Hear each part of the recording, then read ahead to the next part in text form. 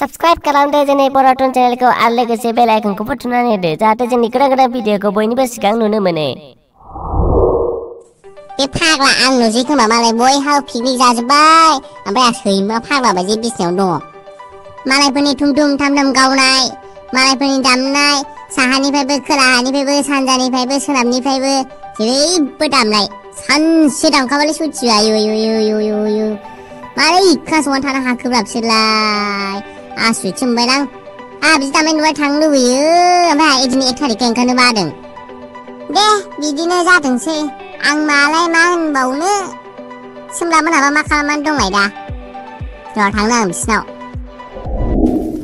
बा मालाय फिसा अर सायगासिनो सोमला मोनहा आरो सार दंलायबावोसो। हाब सारालाय माला फैयाब्रा? एसे गोबाव जाबाय आं 15 मिनिटसो जाबायदां।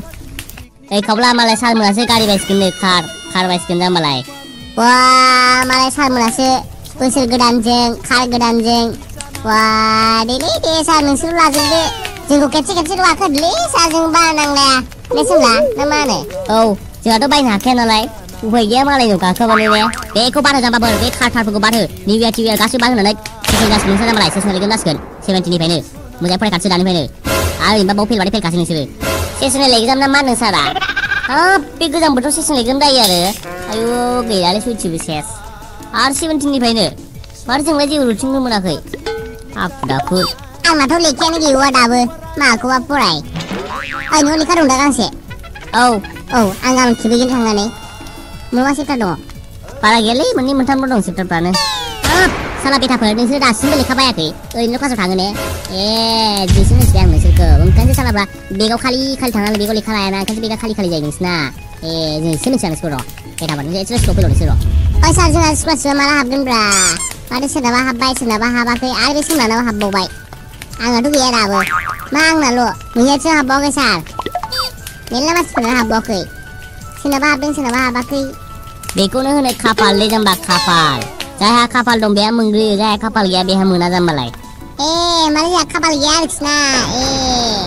बेलै दे आरो बेलाय माथो बे खाफाल नङा होमबा? जाम्बाफोर हाबगोन र' नोंसिना नैबे टाइमावनो हाबनो हागौ।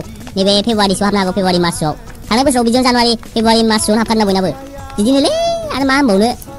सोरनाबा हाबो सोरनाबा हाबा सोरनिबा क्लियारफोरनिखौ सिगां सोना हरग्रोयो खोमा ना माथो आंबो बारा मोजां मिथियालै बिदिखौ।